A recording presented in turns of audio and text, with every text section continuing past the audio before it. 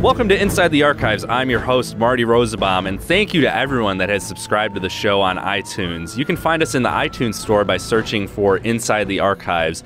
Subscribe to the podcast, leave us a rating and review, and find a full list of every podcast we've released so far. And I want to extend my thanks to everyone that has helped support the podcast and shared it amongst your friends. You can find me on Twitter at Marty Rosenbaum. And right now I'm entertaining the idea of opening up a fan mail section of this podcast. So if you have anything you want answered about whatever, literally anything, folks, go ahead and tweet at me. Once again, my handle is at Marty Rosenbaum. And you can also follow the station at 93XRT on Facebook, Twitter, and Instagram. You got a question for the show, whatever it may be, I'm happy to answer it. Joining me on today's show is the hardest working retiree in radio, Frankie Lee. Frank, welcome. Ta-da! So, if you haven't started following Frank on Twitter, I would highly recommend doing so. His handle is at DJ Frankie Lee. Outside of showcasing his trademark humor and personality, he graces his followers with the wonderful science fiction quote of the day. And if there's anyone that personifies the relationship between science and rock and roll, it's Frankie Lee. So he's going to join us today, and we're going to talk about a subject that's been the fascination of musicians for decades now, and that's outer space, the final frontier, the cosmos, the void above, the heavens, however you want to define it. Artists have been reaching for the stars when creating music in an attempt to bring their listener up to another dimension. Heck, there's an entire genre of music dedicated to space. Wikipedia defines space rock as rock music genre characterized by loose and lengthy song structures centered on instrumental textures that typically produce a hypnotic, otherworldly sound. It may feature reverberation-laden guitars, minimal drumming, languid vocals, and, of course, references to drug use.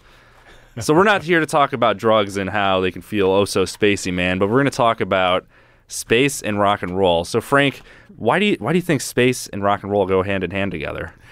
I don't know, because it would be impossible to smoke pot in space because there's no oxygen. Right. And it would be dangerous if you were on an oxygen-laden spaceship or something. Yeah. Fire! Put that out! You'd rapidly see the other side of space if you did something like that. Well, over the years, I mean, it's been something that's held consistent. You've seen different themes come and go in music, but space has been here since, space rock was invented in the late 50s, early 60s. Yeah. Well, I think space is like the unknown. Ever since people would look up into the sky, they would go, that's the unknown. That's probably where eternity is. That might be where the afterlife is, for example.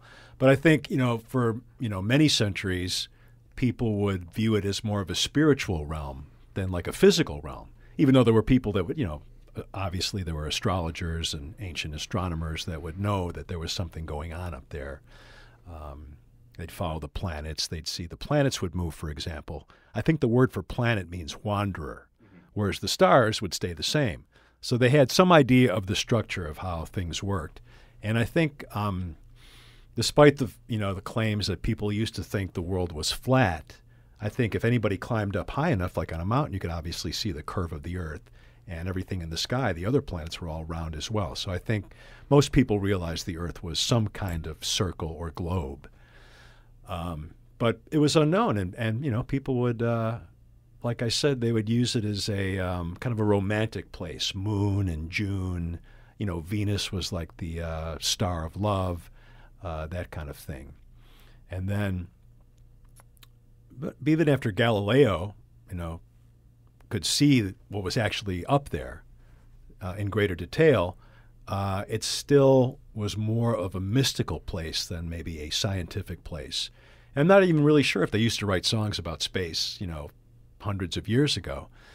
But in the modern era, you could trace it back to, it really, once the space program started, and we had some idea what was actually up there and what it looked like, then you started to get songs like Flying Saucers Rock and Roll by Billy Lee Riley, I think was his name, no relation, or Telstar, which was a famous instrumental song about the Telstar satellite, and things like that.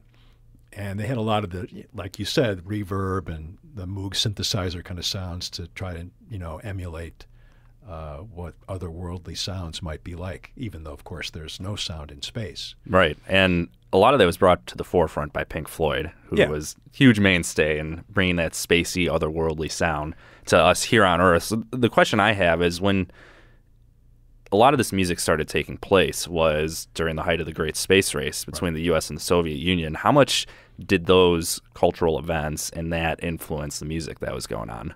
Well, I think there was a great influence on it. Then you had songs about humans being in space. For example, Space Oddity by David Bowie was a great song. It was set in space, but it was a very human story of an astronaut who, took the spacewalk wherever into eternity. I think a lot of bands have trouble incorporating space or science fiction motifs into their songs because it is so otherworldly. And they like to go with more of a common denominator, which everybody can relate to, like love. That's why there's so many love songs, because everybody knows what that's like to be in a relationship. And, bands like Pink Floyd and David Bowie, I think, worked on that as a base, but maybe put their things in outer space to try and make it more human and more relatable. Because a lot of bands tried science fiction stuff and it didn't really work out for them. And did that expand beyond music during this time period? I mean, when you're looking at say television, film, other art, was that emulating what you just mentioned going on in music, this otherworldly environment? I think so. You certainly saw it in motion pictures of the day. Like there's a famous science fiction movie called Forbidden Planet, which was very influential, based loosely on a Shakespeare play, The Tempest, I believe. But the soundtrack for that movie about spaceships had this weird, I think it was a theremin type device, like an early electronic device to create space sounds. And so you saw those kind of sounds creeping into modern music. Like the Beach Boys, for example, would use the theremin on Good Vibrations. Even if it was a song not about space, it would be a song that would use the motif of space and science fiction to flavor something that was very much earthy. Mm-hmm. And that's a great instrument because it gives off a very mysterious vibe. The way that people play it is that you hold your left hand up and you move your left hand vertically while your right hand goes horizontally, and it's as if you're playing air but stretching out this really high pitch, noise that's coming out. Yeah, it's almost like magic. So right. It's really a good combination of technology and human interaction. Right. And that was a huge the Moog synthesizer and synthesizers, those were another way of recreating that. And even before that, you could use a guitar. If you would go into the a lot of musicians would alter or physically damage the amplification of their guitars or the guitar itself to make some kind of weird sound. And I think a lot of that was inspired by, the space race. Mm-hmm. The signals, for example, we would get from Sputnik, beep, beep, beep, that kind of thing. Once again, though, there's no sound in space. This was all human ways of connecting with things that were in space. That was the kind of sound we would get. And that was, very influential on the world of music, and especially modern music. Right. And were artists at that time trying to emulate that and trying to incorporate that into their sounds? Oh, I think they absolutely were. Mm-hmm. And, I think the Rolling Stones, for example, did a very science fiction-y album called Their Satanic Majesty's Request when they had 2,000 Light Years from Home, which is really one of the better songs ever written about, extrastellar travel. Mm-hmm. And they had a lot of that kind of, kind of sounds in them. Trying to emulate machinery, things like that, like hyperdrive, those kind of science fiction inventions. Right. Well, still waiting for those, by the way. Yeah. Clock is ticking. Tick tock, tick tock. Well, like you said, the synthesizer played a monumental role in not only giving musicians access to create these otherworldly sounds, but to do so with such ease. And you're still seeing it today. It's not something where, let's say other instruments that are less heavily used today than they were in the past, that it was really only one chunk of time where everyone had to use a wah pedal or everyone had to have an organ, but that has since passed. Now, even musicians that we're bringing here into the studio are utilizing Moog synthesizers. There's other various forms of synthesizer, and it's almost become a staple of a rock band to have one. Yeah, they're almost like a quaint sound now. Like, the Moog synthesizer, I think when it was first used, was more or less a keyboard type device. and it would have it would emulate traditional electronic piano or organ type sounds. But then it evolved into something that would be able to create almost any other kind of instrumentation type sound. So people would use that maybe as a way of getting a big sound for their record without having to have all musicians come in there and do it. So it was kind of a budgetary thing. And now a lot of times when a band will use a synthesizer type sound, it will sound like the early Moog synthesizer sound, woo, woo, woo. And that would be like it's on a separate instrument on whatever they're trying to get to. And if you notice, all the time that you've been on the radio, songs that you're playing have started to incorporate that more, or has that really been a consistent since it came to prominence? I think it goes in and out of style to a degree. I mean, as a classic synthesizer sounding album, I would point out Who's Next, for example, has that whooshy synthesizer sound, and really was used as a specific instrument on many of the songs on that album. And I think there were some science fiction elements to The Who at that point, but they were more focusing on societal type iterations, evolution in a science way, and not so much on outer space, perhaps. Right. So a lot of musicians have based their identity off of space or space motifs. Like we mentioned, David Bowie did Space Odyssey. He created Ziggy Stardust as an alter ego.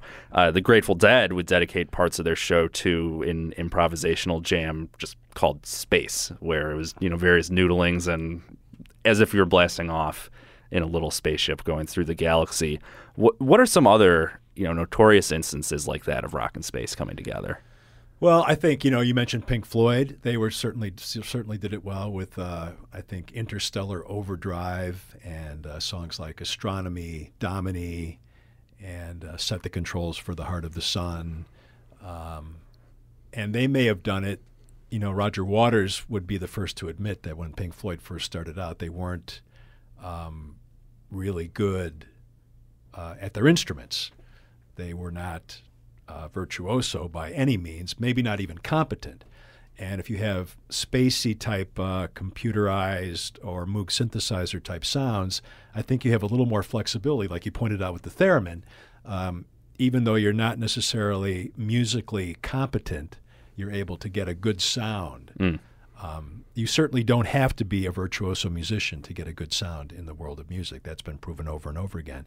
You just have to have some kind of emotional connection with the album, with the thing you're trying to make, and a vision of where it's going to go. So I think maybe some of those early electronic instruments were used as a way to supplement their lack of ability on traditional, stringed instruments or drums or whatever they might be. Right. I think when you think of space rock, you think of Pink Floyd as being that classic band that really represents that. And a lot of the elements of it are still in music today and have been in the decades that have followed that. But it seemingly has gone out of the public's attention. I know when I was preparing for the show today, I was looking up space rock history. How do you define space rock? All the classic terms. And there really seemed to be a huge gap between the 1970s to when the space race ended up until the early 2000s when electronic music really came to prominence. But it sounds like what you're talking about here is a lot of these instruments have been used time and time again. It may go in and out of style, but it has become a consistent for people. What I'm wondering is, the space rock sound, is this something that just in America that phase may have ended? And was it more prominent in Europe or other countries abroad? I think there was definitely a European element to to space rock. I know there was a radio station here in Chicago called Triad, and they would play a lot of that kind of stuff. They would play Kraftwerk, they would play Can, a lot of bands that really never got much traction on traditional, even subterranean, rock and roll FM stations. So I think they maybe embraced it a little bit more for whatever reason. There's still a few examples. I would point out, if you needed a modern example of like a space rock band, you might point out Muse, because they often talk about science and stuff in their albums. They have that song called Supermassive Black Hole. And I think just the other day I was reading about the first observed supermassive black hole eating another star eating in the terms of it absorbed. It is obviously not a menacing thing. But that was actually observed, and it was funny. I think it was in New Music Express. They said, let's hope other Muse lyrics do not come true. It's quite ominous. It is. But they also do, I think their album was called The Second Law, something like that, but it referred to the law of thermodynamics. But I really think, space rock in mainstream music happens somewhat sporadically. Like there was that Alan Parsons Project did that I, Robot album, which was, they actually consulted with Isaac Asimov, famous science fiction writer, about the making of that album. Or there might be an individual song here or there.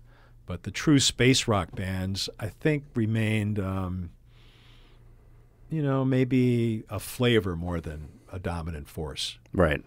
But, I mean, bands like Yes, is Yes a space rock band? It's up for debate. I mean, there's a lot of those bands, especially in progressive rock, seem to incorporate those elements. Yeah, Rush, they often have science fiction motifs in their music, and Yes, and Emerson, Lake and Palmer, for example, King Crimson, but they certainly had their following. But I think if you looked at the mainstream, the Rolling Stones or Pearl Jam or whatever, those kind of bands.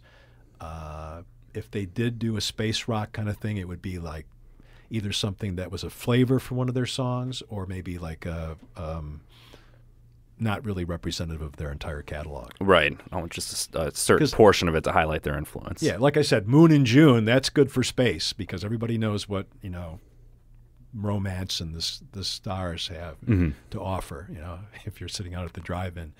But to do an actual... like David Bowie, going back to David Bowie, he was really one who did probably the most successful space science fiction type stuff. But you could also look at the Byrds and Jefferson Starship, Paul Kantner of them, of Airplane and Starship. He was a big science fiction guy. The Byrds actually wrote a song about a quasar, quasi-interstellar radio source, back in the 60s, I believe, named for, it was like a, it was just a numerical and alphabetical title. Mr. Spaceman, they did that. And they were like a country folk rock band. Right. So, but that was a strong vector for their sound. Right. Mainly because of Roger McGuinn. He made a quote once about how they brought, the Byrds brought rock and roll into the jet age with their sound to a degree. Interesting. Well, you've never been shy to hide your love of science fiction no. on the radio. But the question that I have is, given the constraints that exist in presenting on air and your music selection, how do you incorporate that into a show? Well, you can't be too much with it because then you're going to lose people. Although, I think the number one TV show right now is The Big Bang Theory. Yeah. Which is like, I watched that show. I never really watched it when it was, brand new. I watch it now and I go, they're copying all my stuff. And they're doing it for the whole show, and it's like the number one show. I mean, they talk about string theory and, all that kind of really arcane stuff, and they're able to do it in a humorous way. But for as far as I'm concerned, I mean, we had a billboard once, or a sticker that had me, rock and roll hard science fiction brain. And there's enough references, just in the world of music that we play on WXRT that it's easy to get to that occasionally and do a little drop in here and there. Have you ever been able to incorporate some of your favorite science fiction writers, commentators, other artists into your show? I did interview Isaac Asimov once for a flashback. You did? Yeah. It was I can't remember what year we were doing. I think it was in the early 70s, but it was the year that Comet Kohoutek was going to make an appearance. And as soon as people, the prediction was it was going to be this giant Comet Halley type appearance that would be visible in the daytime. It's going to be a huge event in the sky, day and nighttime skies. So a lot of people freaked out, and they said it was going to be a harbinger of the end of the world, because that's what some people think comets in ancient times. They thought the appearance of a comet was trouble, because it was it wasn't like a planet. All of a sudden it would appear, and you could see it in the daytime. So it was associated with doom and gloom usually. So I called up I somehow was able to call Isaac Asimov up. I called his magazine, and then they gave me his home phone. So I called him up and asked him why today in the 20th century would people, which is when I was doing, it was back before the 21st century started, but still the modern day. But why would people today be so convinced that a comet, a natural event, would mean some kind of apocalyptic event? And he said, because there's always going to be stupid people, and there's nothing you can do to prevent them from saying and doing stupid things. Which was, I think it's an old saying. It's like, against stupidity, the gods themselves strive in vain, something like that. So he was rephrasing that. But that was one of my big science fiction guys, science fiction finds. And he was so nice. And he's gone now, but he died actually shortly after that. But he was, talking to Isaac Asimov was pretty amazing. Yeah. Have you had any other instances like that? I'm trying to think. I think that might be the only. Occasionally, I get science fiction authors that retweet my science fiction quote of the day. Mm-hmm. Usually, when it's one of theirs, right? And they give me a little smiley face. But generally, I don't. Oh, I did interview Stephen King once too. You did? Yeah, Stephen King is when he did a play not long ago, a musical with John Mellencamp called The Boys of Darkland County. I think something like that. Yeah. But I had a chance to talk with him and John Mellencamp, and that was also pretty amazing. Stephen King, he's kind of a science fiction / horror writer, but definitely has a lot of science fiction tropes throughout most of his books. Mm. So I did have an encounter with him, and I don't know, they've been reluctant to put long interviews with science fiction. Yeah. Well, like you said, it's such an interesting topic, but I almost worry you get worried about going over people's heads with it. It's true, but when you think, like I said about the Big Bang Theory, but look at all the movies now too. They're almost all of the big blockbuster movies are now science fiction movies. Well, look at the success of Star Wars. Star Wars, the Avengers, all the comic books, those are all science fiction things. Mm-hmm. I mean, I was going to have I had an opportunity to have Nichelle Nichols, who played Uhura on Star Trek, the original series, had a chance to have her on my show, and I was going to make it, have the Star Trek sound effects in the background while I was interviewing her and stuff. But I went around the station asking people if they knew who Nichelle Nichols was, and nobody knew. So I thought that didn't. The program director didn't agree with that. Yeah. As being a popular ratings device. That's funny. Well, before we wrap things up today, I gotta bring it back around to the music and ask you what your favorite songs about space are. And if you were to make a playlist of songs for people that are interested in this or listening to the podcast that I can post about it afterwards to include, what would you put on there? Okay. Well, I would definitely put on Set the Controls for the Heart of the Sun, which you never want to do if you're a navigator on a spaceship, right? Because that would crispy.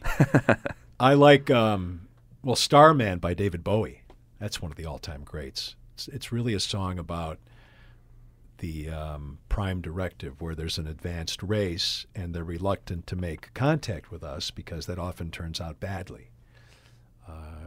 He'd like to come and meet us, but he's afraid he'd blow our minds, I think is how the lyric goes. And I think David Bowie got it absolutely right with that one. 2,000 Light Years from Home by the Rolling Stones, which I mentioned before, which is one of the very few songs about interstellar travel.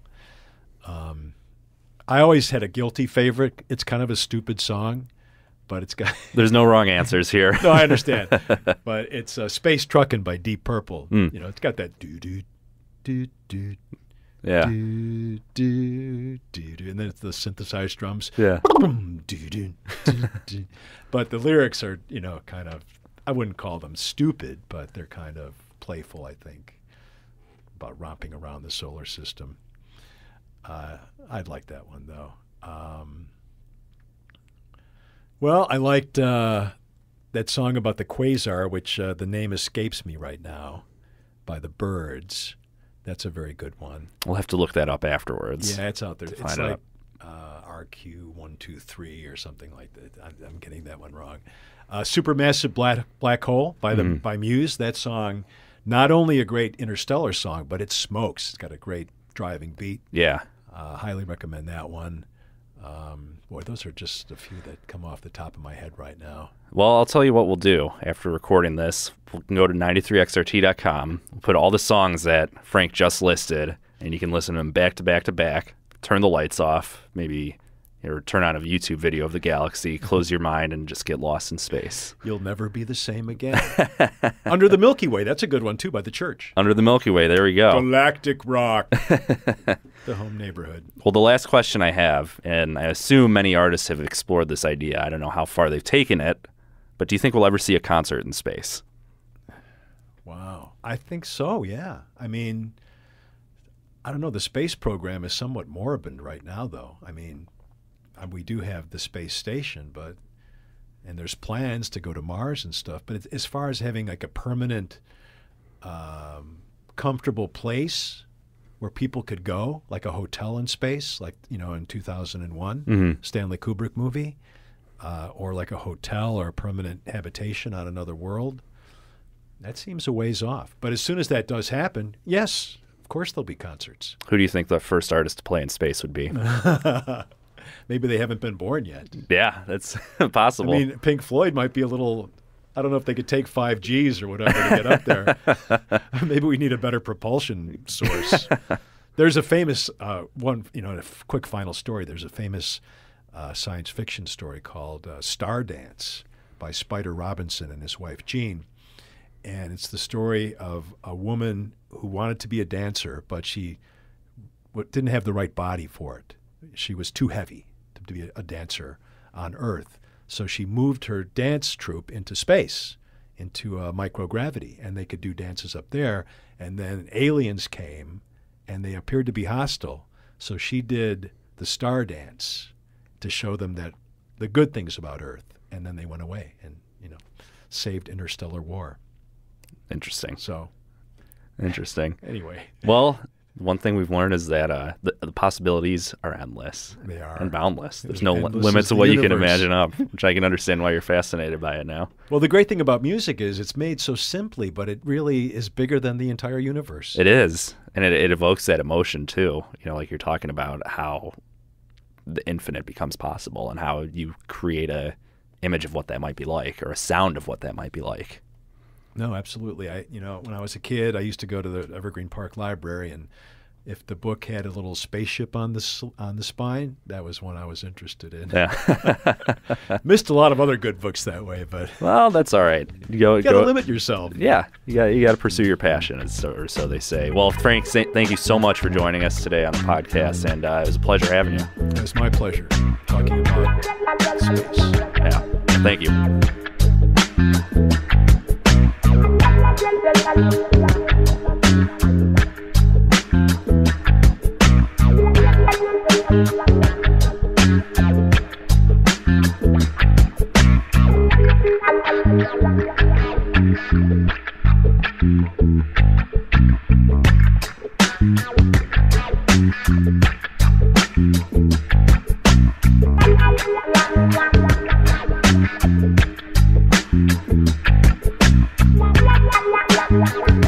Big thanks once again to Frankie Lee for coming by and chatting all things space, rock and roll, and science fiction. It was a wonderful conversation, and happy to have the hardest working retiree in radio. So a couple news items to cover since our last podcast, and we'll start with Paul McCartney, who after several days of teasing fans with artwork on social media, has finally spilled the beans on his latest project. And that, my friends, is his new studio album, Egypt Station, which is his first since 2013. And to celebrate, Paul McCartney shared 2 new songs. You can listen to both of those right now on 93xrt.com. McCartney was asked about the album in an interview, and he said, "I liked the words Egypt Station. It reminded me of the albums we used to make. Egypt Station starts off at the station on the first song, and then each song is like a different station. So it gave us some idea to base all the songs around that. I think of it as a dream location that the music emanates from."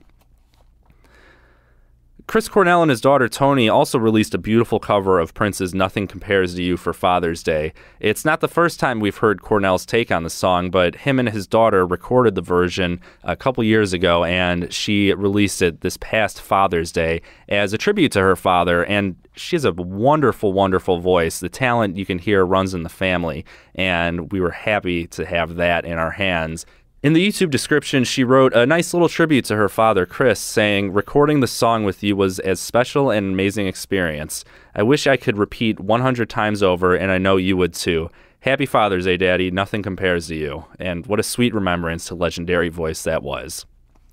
And on the complete opposite end of the spectrum, Perry Farrell has revealed he's activated full dad mode and has embarrassed his kids. When asked by Rolling Stone if there was anything that made him feel old, he said, "My kids do, just because they don't think I'm that cool. It's like they go to Lollapalooza, but they don't want to walk next to me. That killed me. I'll go, 'Let's go,' and my boy will be with his friends, and he'll stand there, and I'm going, 'Come on, man, let's go.' He goes, 'Do I gotta walk with you everywhere?' That moment, I really felt old. Like, damn, I'm not that cool."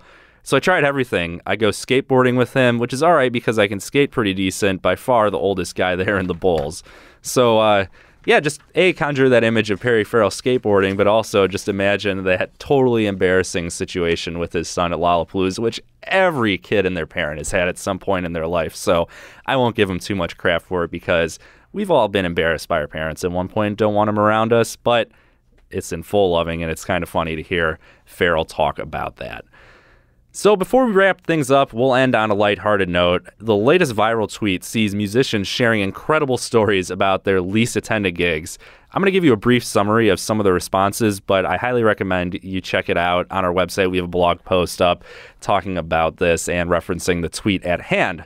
So here's a couple of the responses. Too many to count. Particularly memorable one was in Burlington. We were playing to our roadie and the sound dude. Local bands had left. Then the sound dude left. We stopped after 3 songs, and the promoter appeared and screamed at us to finish the set. Another one was, I played to 2 teenagers who just made out in the corner the entire set. Then they thanked us and profusely left. We once played to 3 people at 4 Mile Creek Hotel on a Wednesday night, and they spat at us for not playing a Rage Against the Machine cover. They also yelled at us in between songs that will never make it if you don't show your fans some more respect. And finally, my all-time favorite one, which includes a photo of it. All it says is, I've played to goats, and there's a guy with a bass guitar and some goats in the background. So check that blog post out on 93xrt.com and check out the hilarious responses to it as well. Well, thank you once again to everyone who tuned in to this podcast, and thank you to Frankie Lee for stopping by and being my guest on the show. As a reminder, we are now listed on iTunes. All you need to do is just search the iTunes store for Inside the Archives. You can subscribe to the podcast, leave us a rating and a review, and find a full list of every podcast that we've released so far. My big thanks once again in advance for doing that as we continue to build the podcast, build up some subscribers, and get some interaction. And as another reminder, I am on Twitter at Marty Rosenbaum. You can tweet me any questions you have, and if we get enough good ones, I'll introduce the fan mail segment on the podcast, which I anticipate to be highly entertaining. So for 93XRT and Inside the Archives, I'm Marty Rosenbaum.